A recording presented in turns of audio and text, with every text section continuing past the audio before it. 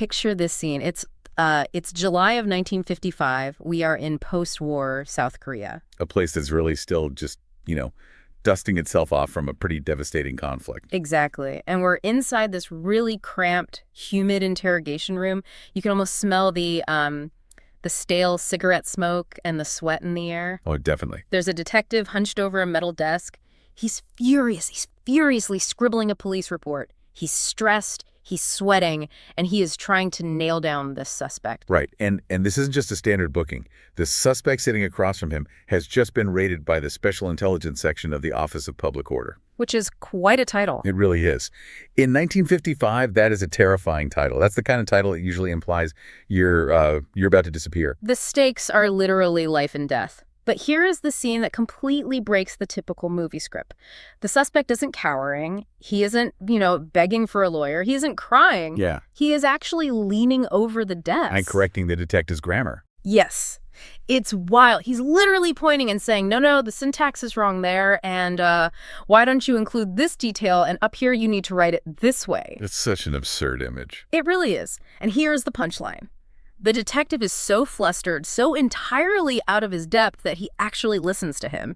He writes it down verbatim. He's basically taking dictation from the prisoner at this point. Right. But when the detective finally stops and reads back what he just wrote in the suspect's own words, he realizes the report leads to the complete opposite conclusion of what the police actually intended. It basically exonerates the guy. Wow. Yeah. The detective gets so frustrated that he tears the whole report up in a rage and just throws it on the floor. That moment right there is just a masterclass in psychological flipping.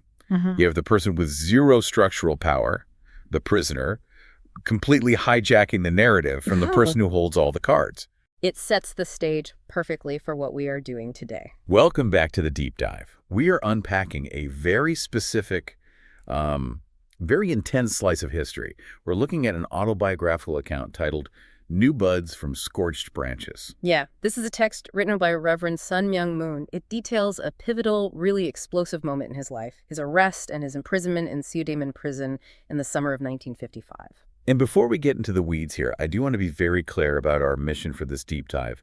When people hear that name, you might have a dozen different associations pop out. Sure. But we aren't here to preach theology. We're definitely not here to debate religious doctrine or, decide who is right or wrong about the universe. We're impartially exploring the source material itself. Precisely.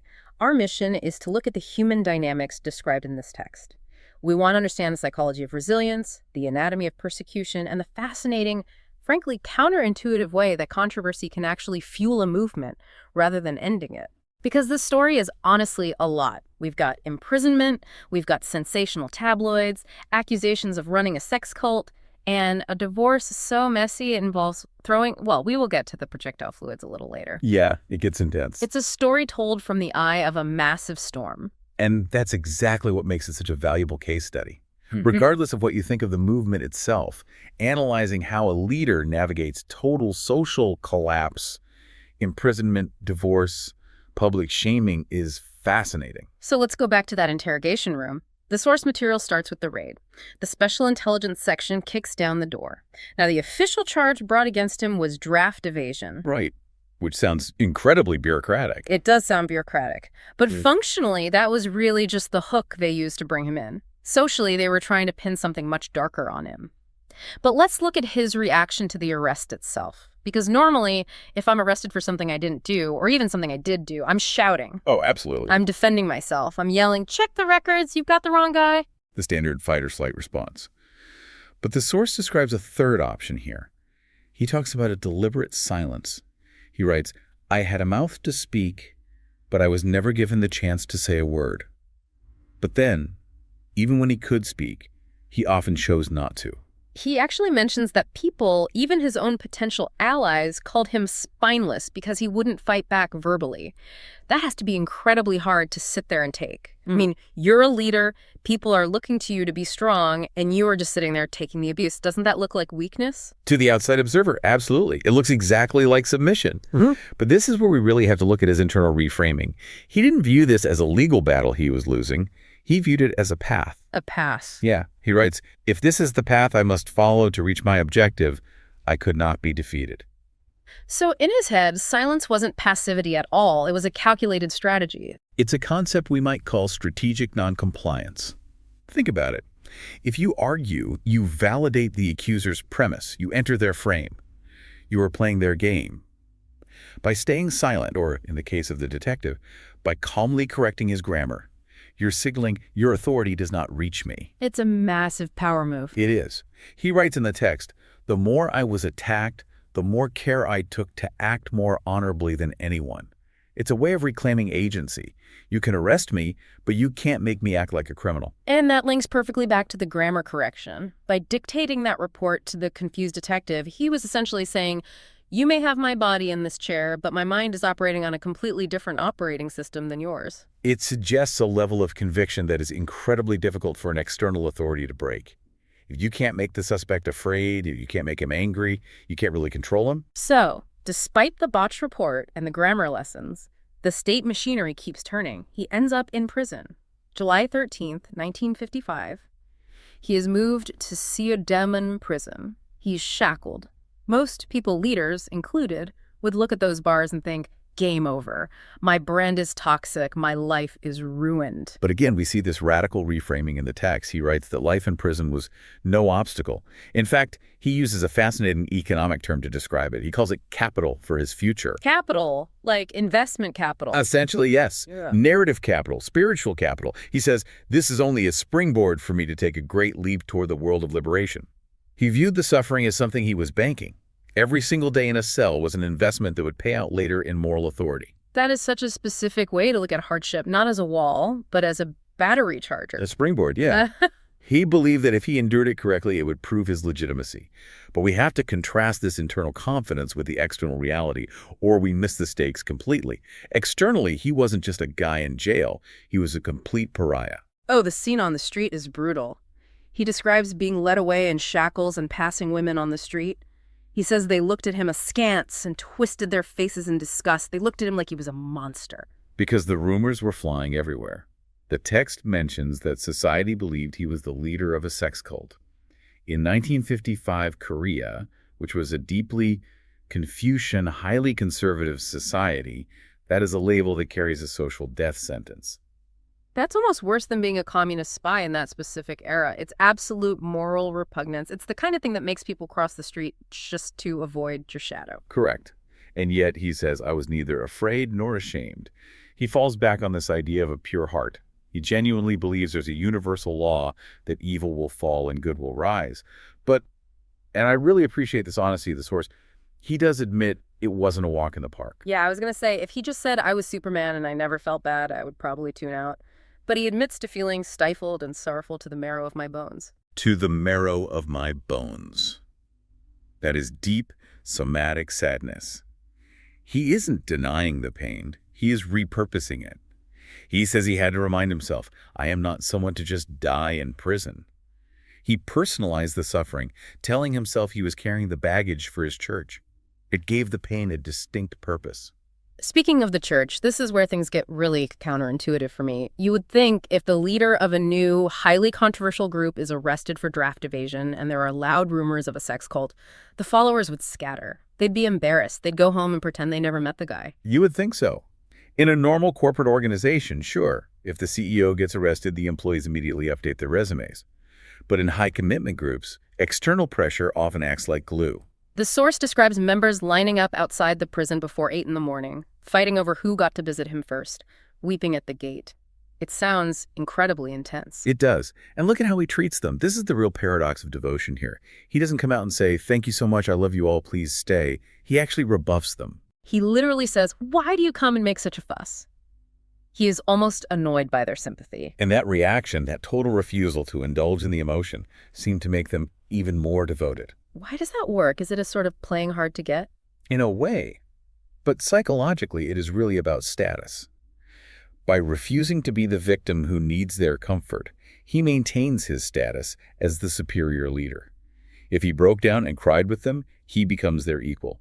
By scolding them, he remains the master. It solidified the bond. It became an us against the world dynamic. The prison guards certainly didn't understand it. They must have thought they were hallucinating. They were completely baffled. The text quotes them asking, "He is not their husband. He is not their son. How can they be so devoted?" It defied their entire understanding of normal transactional relationships. But then the text claims something shifts for the guards too, and this is a wild plot point. It is. Initially, the guards heard he was a dictator and an exploiter. They were fully ready to hate him. But after watching him up close in the prison, seeing his discipline, his reaction to the members, his daily demeanor, they decided those rumors were completely false. The source says one guard even commented, "It is so clear that this is not true." And it goes further than that.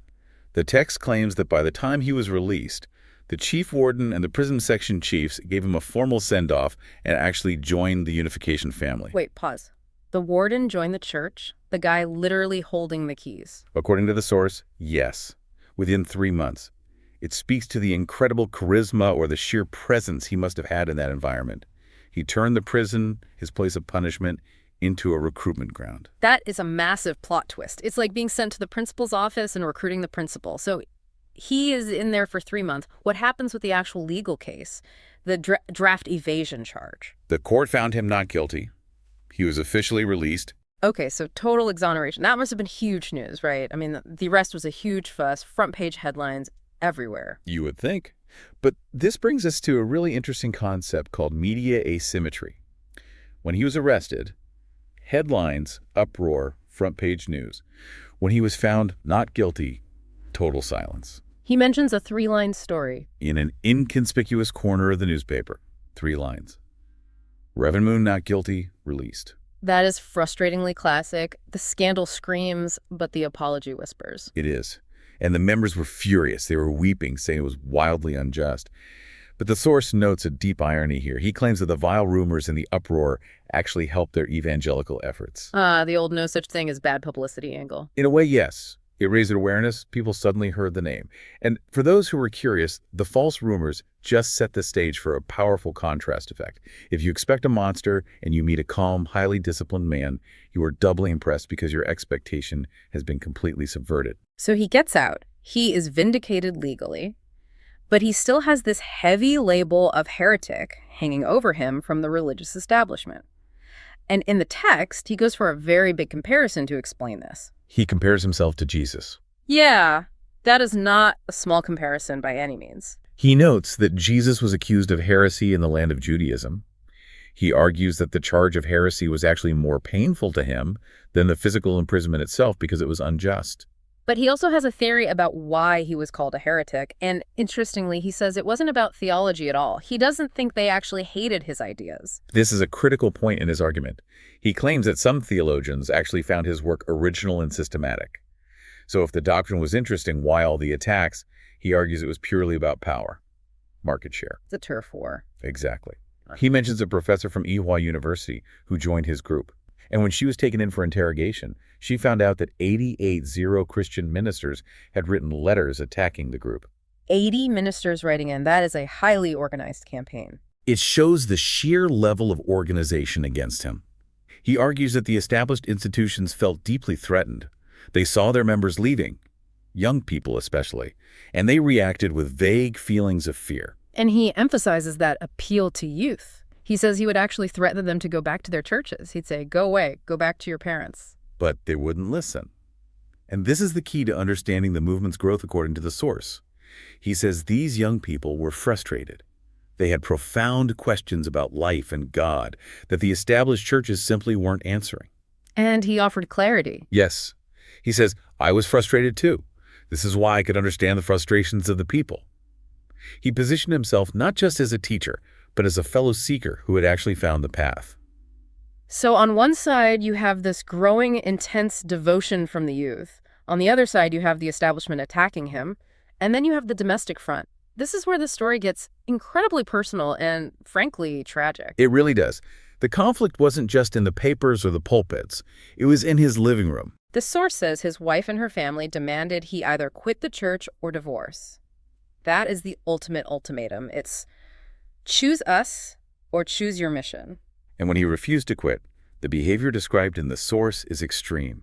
It shows a total breakdown of communication and basic respect. It is shocking. He describes her storming the church at all hours, destroying property, cursing at the members. But there is one specific detail that is very hard to forget. The water? Yeah, she threw water containing human feces at the members. It's a deeply visceral image of contempt. In Korean culture especially, but really anywhere, that is a supreme insult. It is degrading. It shows just how deep the fracture was. She effectively made it impossible for them to hold worship services. And remember, we are reading his account of this, but even in his account, you can see the sheer desperation on both sides. He says he signed the divorce papers immediately after getting out of prison to stop the disruption. Right. He says he was pushed into a divorce against his own principles. He viewed marriage as essential to his theology, establishing God's peaceful world. So ending it was a major ideological blow, not just a personal one. But what surprises me is his reflection on her afterwards. After all that, the feces, the yelling, the ultimatum, he doesn't seem to hate her. He doesn't trash her in the text at all. No, he doesn't. He writes, "When I think of my former wife today, my heart goes out to her." He blames the system again, doesn't he? Exactly. He blames the influence of her family and the established Christian churches. He notes that she was clear and firm before they married, but she changed. He sees her fundamentally as a casualty of social prejudice. He says, the way she changed gives us a lesson on how much we need to fear the power of social prejudice. That is a very charitable take on someone who threw dirty water at your followers, but it fits his worldview perfectly. It aligns with his overall narrative. The enemy isn't the individual. It's not the detective. It's not the guard. It's not the wife. The enemy is ignorance. The enemy is the established power structure that warps people. Which allows him to seamlessly maintain that moral high ground we talked about earlier. Precisely. If you hate your ex-wife, you're just a bitter divorcee. If you pity her as a victim of a corrupt system, you remain a spiritual leader. And that brings us to the closing metaphor of the text. The title itself, New Buds from Scorched Branches. It is a really powerful image of resilience.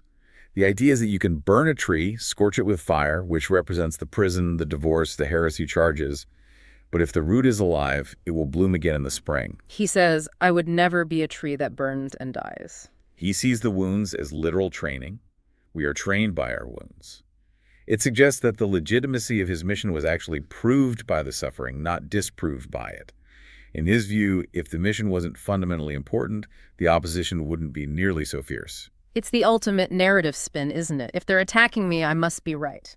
It's a very common logic in revolutionary or religious movements, but he articulates it incredibly clearly here. So we have looked at a man who claimed to control his interrogators with grammar corrections, who turned a prison sentence into narrative capital, and who interpreted a messy, highly public divorce as a symptom of a threatened society. It's a remarkable study in narrative control.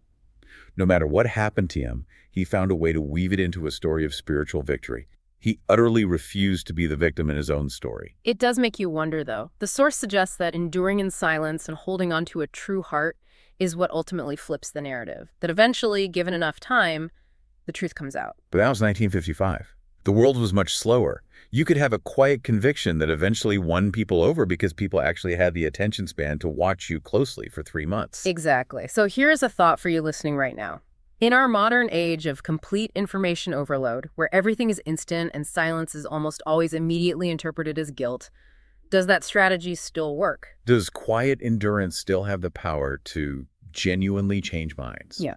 Or do you just get buried by the algorithm before anyone ever notices your true heart? Has the world simply become too loud for the silent path? That is definitely something to think about. Thanks for diving in with us. We will see you next time.